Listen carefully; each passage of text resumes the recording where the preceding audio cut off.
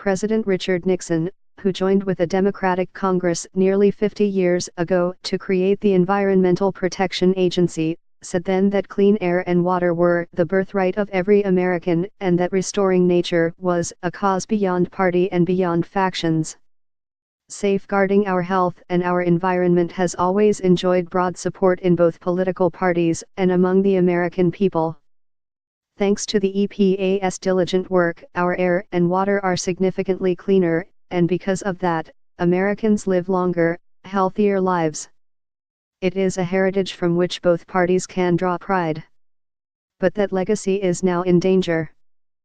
The current administrator of the EPA, Scott Pruitt, built his political career by attacking clean air and clean water rules. Now in charge of the agency, he is tearing down those protections, dismantling the EPA, appointing or nominating industry insiders to oversee their former businesses, and blocking scientific input. For the sake of our children's health, it's time for Scott Pruitt to go. Mr. Pruitt is jeopardizing the health and well-being of Americans, and many suspect he is doing it to feed his own political ambition. "You must be running for the presidency," a conservative radio host said while interviewing Mr. Pruitt in August as he visited Iowa, the state with the first presidential caucuses. The more popular theory inside Washington is that he is lining up deep-pocketed backers to run in 2020 for the Senate seat held by the Oklahoma Republican James Inhofe, who is 83. His use of taxpayer-funded weekend trips home to Oklahoma is being examined by the EPA's Inspector General.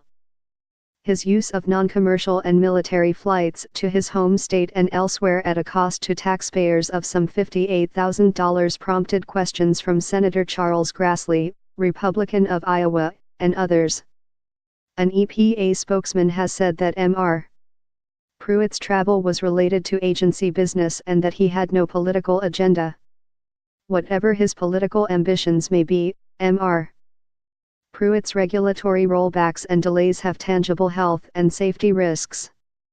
For example, he has put the brakes on a rule that had been sought by the Obama administration to make information about dangerous chemicals at plants more easily available to the public and local emergency responders. Mr. Pruitt fought the rule as Oklahoma's Attorney General, and in June, newly ensconced at the EPA, he delayed it by 20 months.